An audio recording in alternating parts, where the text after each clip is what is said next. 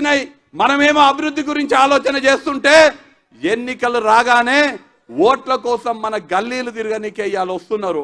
ఇవాళ మోపైన అందరూ కూడా ఇందాక సంపదన చెప్పిండు టీఆర్ఎస్ పార్టీ ఖతమైపోయింది, టీఆర్ఎస్ గురించి ఇక మనం మాట్లాడాల్సిన అవసరం లేదు. బీజేపీ వాళ్ళు ఇవాళ పొడుగు మాటలు చెప్పుకుంటా మన ఊర్లలో తిరుగుతున్నారు. ఇవాళ చెప్తున్నారు నేను పుట్టింది నారాయణపేట, నేను పెరిగింది నారాయణపేట అని చెప్తున్నారు. అమ్మా దొరసాని, నువ్వు పుట్టింది పెరిగింది నారాయణపేట అయితే నారాయణపేటకి అదనంగా 1 రూపాయన్న తెచ్చినావంటే తప్పుడు చేస్తలేదు. నేను ఇవాళ అడుగుతున్నా, నారాయణపేట ప్రజలందరి తరపున నారాయణపేట ప్రజల సమక్షంలో అడుగుతున్నా, అమ్మా నారాయణపేటకి 1 రూపాయనన్నా అదనంగా నువ్వు నిధులు తీసుకొచ్చినవా? ఏదన్నా 1 ప్రాజెక్టు తీసుకొచ్చినవా? ఏదైనా 1 పథకాన్ని తీసుకొచ్చినావని నేను ఇవాళ అడుగుతున్నా. మొన్న రేవంత్ అన్న మాట్లాడుతూ ప్రజలందరూ కూడా అనుకుంటుంటే దొరసాని అనంటే నన్ను దొరసాని అంటవా అని అన్నది. నేను ఇలా చెప్తున్నా, బరాబర్ నువ్వు దొరసానివే, మామూలు దొరసానివి కాదు, మామూలు దొరసానివి కాదు. ఒళ్ళంతా అహంకారంతో నిండినటువంటి అహంకారత పూరితమైనటువంటి దొరసానివి. పూటకొక పార్టీ మార్చే, మొన్న తెలుగుదేశము, మొన్న సమాజ్వాదీ పార్టీ, తర్వాత కాంగ్రెస్, ఇలా భారతీయ జనతా పార్టీ, రేపు ఎంఐఎం టిఆర్ఎస్ కి పోతుందేమో.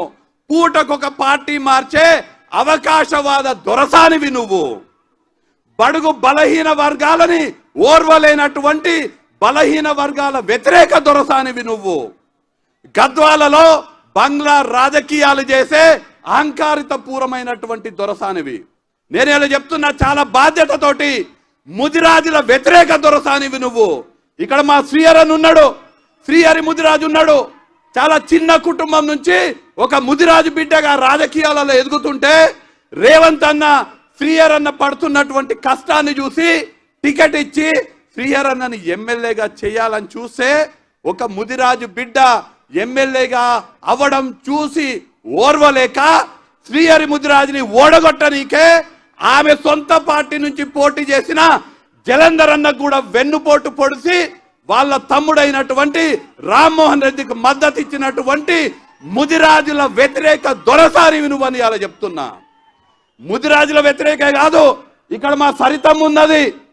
మా సరితమ్మ రాష్ట్రంలో కాంగ్రెస్ పార్టీ నుంచి ఒక యాదవ కురుమ ఎమ్మెల్యే ఉండాలని మా సరితమ్మకు టికెట్ ఇస్తే మా సరితమ్మని ఓడగట్టనీకే నీ అల్లుడికి మద్దతు ఇచ్చి నీ అల్లుడిని గెలిపించుకున్నటువంటి యాదవ కురుమ వ్యతిరేక దొరసానివి నువ్వని నేను ఇలా చెప్తున్నా. నువ్వు నిజంగా దొరసానివి. ఈ ప్రాంత ప్రజలని ఓట్ల కోసము ఈ ప్రాంత ప్రజలని మోసం చేస్తున్నటువంటి దొరసానివని నేను చాలా బాధ్యతతోటి ఇవాళ నేను చెప్తున్నా.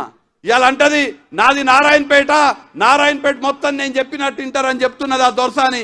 నేను ఇలా అడుగుతున్నా, నిజంగా నువ్వు నారాయణపేట బిడ్డవైతే నారాయణపేటకు వచ్చినటువంటి సైనిక్ స్కూలు ఇక్కడి నుంచి పోతుంటే నువ్వు ఎప్పుడన్నా మాట్లాడినవా అని నేను అడుగుతున్నా. నువ్వు ఇవాళ భారతీయ జనతా పార్టీలో ఉన్నావు, కేంద్రంలో మీ ప్రభుత్వం ఉన్నది. వికారాబాద్ కృష్ణా లైన్ గురించి నారాయణపేటకి రైల్వే లైన్ రావాలని ఎప్పుడన్నా నువ్వు ప్రయత్నం చేసినవా? నరేంద్ర మోడీ దగ్గరకు పోయి జాతీయ ఉపాధ్యక్షురాలు పదవి అడుక్కున్నావు, కానీ మా నారాయణపేటకి రైల్వే లైన్ కావాలని ఎప్పుడన్నా అడిగినవా అని నేను అడుగుతున్నా.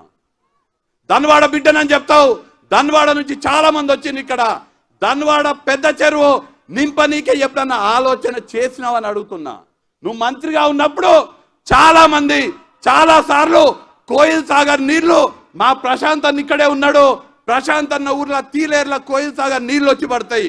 అక్కడి నుంచి 1 కాలువ తవ్వుతే నీళ్ళు వచ్చి ధన్వాడ పెద్ద చెరువులో పడతాయని ఎన్నిసార్లు చెప్పినా నువ్వు పట్టించుకున్నావా?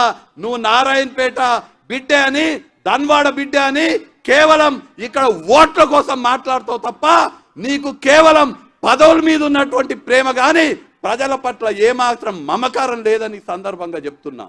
ఇంకో మాట చాలా బాధతోటి చెప్తున్నా, నా హృదయంలో నుంచి వస్తుంది ఈ మాట.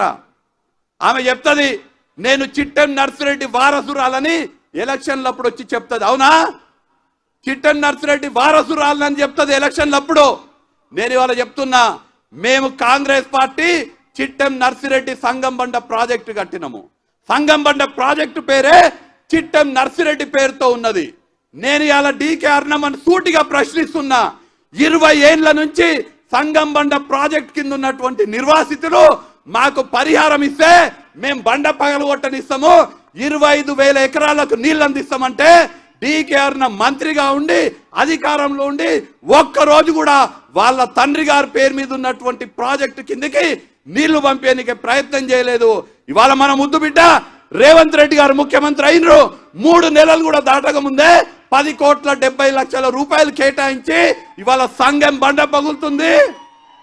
చిట్టెం నర్సిరెడ్డి గారి పేరు మీద ఉన్నటువంటి చిట్టెం నర్సిరెడ్డి సంగం బండ ప్రాజెక్టు కింద ఉన్న సంగం బండ బద్దలైతుంది.